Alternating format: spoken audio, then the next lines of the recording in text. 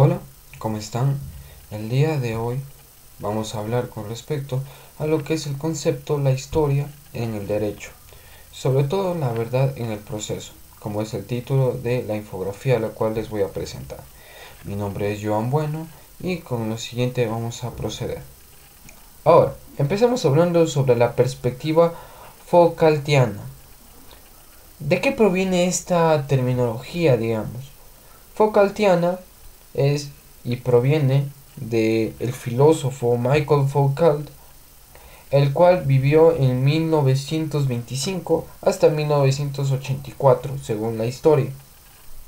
Este fue un filósofo que determinó bastantes cuestiones en el ámbito del derecho, los cuales vamos a empezar a citar en estos aspectos. No son todos, pero sí algunos aportes importantes. Primero, empezamos estableciendo una definición, una pequeña oración, la cual nos dará contexto a sobre todo lo que conlleva esta infografía. Empezamos leyendo y citando lo que hemos escrito, que dice: el derecho no es un concepto fijo, varía según perspectivas teóricas, como el naturalismo y o el positivismo. Ahora, vamos a explicar un poquito lo que esta parte nos quiere decir. Principalmente, el derecho no es continuo, no es algo que se establezca y queda así. Va cambiando conforme las situaciones de la sociedad lo determinen. Ahora, vemos por ejemplo dos corrientes filosóficas y jurídicas, las cuales son el naturalismo, que es, en pocas palabras, el derecho basada en la naturaleza humana, y el positivismo, que son las leyes escritas por el Estado, las cuales tienen que cumplir la sociedad. Ahora, pongamos un ejemplo sobre esta historia, sobre este derecho y como un concepto no fijo. Por ejemplo, nos dice: en la antigua Roma, la obligación era un vínculo físico con la persona del deudor, muy diferente al moderno, y la familia incluía esclavos y bienes. Esto muestra rupturas históricas, no un progreso continuo. ¿De qué vamos a hablar en esta parte?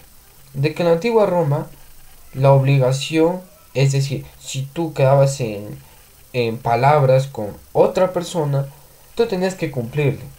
Si no le cumplías, era muy simple, esa persona te tomaba como esclavo. Según los datos, eso es lo que está especificado. Ahora, en la actualidad es muy diferente. Ya no existen estos términos de esclavitud, pero sí lo que existe son los contratos, son las firmas, las cuales nosotros podemos establecer en un documento, las cuales esto quedan en registro y tienen que ser avaladas por la ley para que se pueda cumplir y se pueda sancionar respectivamente. Empecemos hablando de las eras epistémicas y las discontinuidades. Foucault propone eras del conocimiento, las cuales se van clasificando según los siglos. En el siglo XVI, por ejemplo, empezó la era de la semejanza, con analogías y signos. En el siglo XVII empieza la era de la representación. En esta también se establecen las clasificaciones sistemáticas. En el siglo XVIII empieza la era de la historia. Esta propone que el hombre se lo tome como un objeto de estudio. Lo que Foucault propone es una crítica a las narrativas lineales en el derecho, afrontando así discontinuidades que ejerce el derecho, y la verdad que no es absoluta sino la verdad jurídica. Esto se aleja de las visiones metafísicas o trascendentales.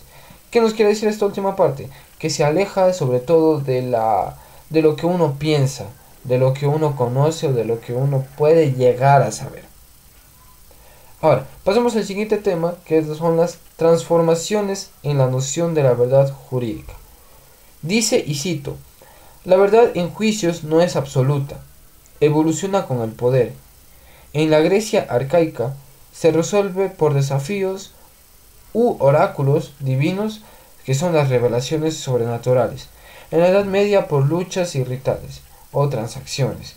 Y seguimos así estableciendo diferentes formas en cómo la verdad puede llegar a ser conocida.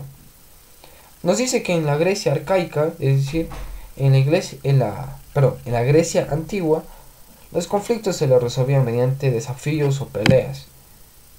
Quienes tenían dos posturas se peleaban mutuamente. ¿Para qué? Para que se pueda conocer una sola verdad. Y quien ganaba o era el más fuerte de los dos, era quien se quedaba la verdad. Esta verdad era muy empírica y sobre todo muy ineficiente. Pasamos con las transformaciones en la noción de la verdad jurídica. Empecemos hablando que la verdad no es absoluta. Nosotros no podemos conocer toda la verdad. Por más que existan organismos que puedan avalar cierto porcentaje y gran porcentaje de la verdad. Sin embargo, la verdad, como digo, no es absoluta. No la conocemos en sí. Ahora, Foucault nos propone lo siguiente, que la verdad evoluciona.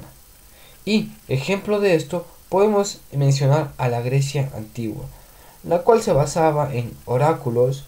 Si muchos no saben qué son los oráculos, explicación son pequeñas revelaciones que surgen de lo sobrenatural. Es decir, un objeto se lo mantenía en cierto cuidado para que un rey o un dios pueda bajar y preguntar al oráculo sobre cuál va a ser el futuro. Lo hemos visto en algunas películas y este oráculo se dice que predice la verdad. En la Edad Media, por luchas, rituales o transacciones. ¿Qué quiere decir? Que las personas se peleaban por conocerla, por decir, mejor dicho, la verdad. Es decir, que dos oponentes, cada uno se intercambiaban bastantes golpes. ¿Para qué? Para que el más fuerte se dice que decía la verdad. Sin embargo, este método es muy poco usual y muy poco, sobre todo, conciliador en referente a la verdad. Hablemos del siglo XII con la indagación. En estos años, en la Edad Media, se empezó a establecer un poco más que el ser humano empiece a investigar, siempre y cuando la Santa Inquisición lo permitiera. En esto hay muchos filósofos que surgieron y se mantuvieron en ideas teológicas por completo. Y aquí surge la indagación, que es la verificación empírica y nacimiento del Estado moderno con jueces y testigos. Continuamos con el siglo XIX, en el cual el método que se usaba es el examen. Este se define como la vigilancia disciplinaria en prisiones y tribunales. ¿Qué nos quiere decir? Que el examen básicamente era aquella vigilancia, digamos, que se tenía, que mantenía la disciplina en las prisiones y los tribunales. Ahora, pasamos con decir que el saber y el poder son indisociables. La verdad se produce mediante coerciones, no como esencia externa. Para inferir esta pequeña parte decimos que el saber y el poder no pueden ser compatibles, no pueden estar unidos. ¿Por qué? Porque el saber tiene que ser completamente alejado de lo que es el poder. Porque muchas veces con el poder y el saber existe la manipulación. Y esta manipulación nos lleva a creer cosas que se alejan completamente de la verdad. Pasemos con la última parte, que son las reflexiones y los temas de intereses que tenemos. Foucault nos invita a cuestionar la justicia actual. ¿Es imparcial o una herramienta de poder? Esta pregunta nos toma por reflexión y podemos decir que de ambas partes la justicia se puede validar. Porque si bien es cierto la justicia es imparcial, no debe afectar al rico ni al pobre. Sin embargo, en la realidad social no es así, debido a que jueces o abogados, mediante coerciones, se venden ante estas figuras de poder. Ahora bien, estos temas clave van a incluir discontinuidades históricas, las cuales van a ser las rupturas contra la progresión lineal. Van a también hacer las relaciones del saber con el poder. Esto quiere decir que la verdad se puede establecer como una construcción mediante una institución, la cual puede ser sobornada o no. Pasamos a las transformaciones en la verdad jurídica. De lo antiguo a lo moderno es lo que se define. La crítica al historicismo jurídico es aquella legitimación anacrónica y las implicaciones para la justicia moderna, es decir, una reflexión sobre aquella imparcialidad que existe. Con esto dicho, muchas gracias.